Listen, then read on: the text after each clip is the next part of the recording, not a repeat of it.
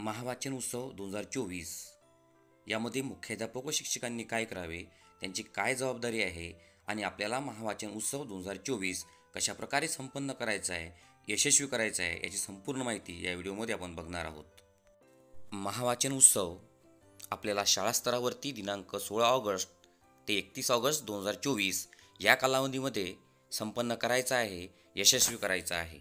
महावाचन उत्सवात मुख्याध्यापकांची कामे नंबर 1 शाळा नोंदणी 16 ऑगस्ट ते 23 ऑगस्ट या कालावधीमध्ये शाळा नोंदणी करायची आहे। आपल्याला दिसत असलेल्या लिंकवरती ही नोंदणी करायची आहे। या संदर्भातला व्हिडिओ मी आधी यूट्यूबवरती टाकलेला आहे, तो अवश्य बघावा।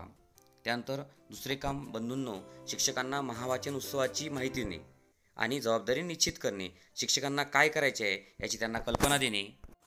3 विद्यार्थ्यांचा 1 मिनिटाचा व्हिडिओ अपलोड करणे, विद्यार्थ्यांचा पुस्तक वाचत असतानाचा 1 मिनिटाचा व्हिडिओ रेकॉर्ड करायचा आहे, तो तपासणी करायचा आहे आणि आपल्याला दिसत असलेल्या लिंकवरती हा अपलोड करायचा आहे। 4 विद्यार्थ्यांच्या सारांश लेखनाचे मूल्यांकन करणे, दिनांक 21 ऑगस्ट ते 30 ऑगस्ट या दरम्यान आपल्याला मूल्यांकन करून ते गुण जे आहे ते ऑनलाईन करायचे आहे। याची सविस्तर माहिती आपण पुढे बघणार आहोत। शिक्षकांची कामे 1 विद्यार्थ्यांना या महावाचन उत्सवाची माहिती देणे, त्यांना वाचण्याकरता प्रोत्साहित करणे। 2 वाचनास उपयोगी पुस्तकांची निवड करताना सुलभक म्हणून मदत करणे। 3 वाचन केल्यानंतर सारांश लेखन किंवा व्हिडिओ निर्मिती याचे मूल्यांकन कसे होणार याची विद्यार्थ्यांना पूर्वकल्पना देणे। 4 विद्यार्थ्यांना सारांश लेखनाबाबत मार्गदर्शन करणे व सारांश लेखनाचे मूल्यांकन करणे। विद्यार्थ्यांनी वाचन केलेल्या पुस्तकाचे त्यांना सारांश लेखन करायचे आहे। 3 गटामध्ये विभागणी केली असून गटनिहाय शब्दमर्यादा दिलेली आहे। त्या शब्दमर्यादा पुढील प्रमाणे: गट क्रमांक 1 इयत्ता 3री ते 5वी आणि शब्दमर्यादा दिली आहे 50 ते 60 शब्द।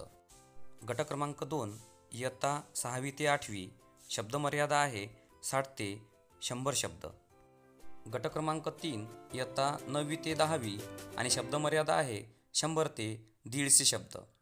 सारांश लेखन गुण: विषय निवड व लिखाण पद्धत गुण 3, आकलन व अभिव्यक्ती गुण 5। 3 पुस्तकाचे अंतरंग व बाह्यरंग गुण 2। मित्रांनो, मूल्यांकनाच्या मुद्द्याला अनुसरून सारांश लेखनासंदर्भातले मार्गदर्शन विद्यार्थ्यांना आपल्याला करायचे आहे। मूल्यांकनासंदर्भातला सविस्तर व्हिडिओ आपण बनवणार आहोत। मित्रांनो, आपणास हा व्हिडिओ आवडल्यास तसेच महावाचन संदर्भातील मूल्यांकन पद्धती, व्हिडिओ अपलोड करणे इत्यादी संदर्भात माहिती जाणून घेण्याकरता आमच्या चॅनलला सबस्क्राईब करा। खूप खूप धन्यवाद।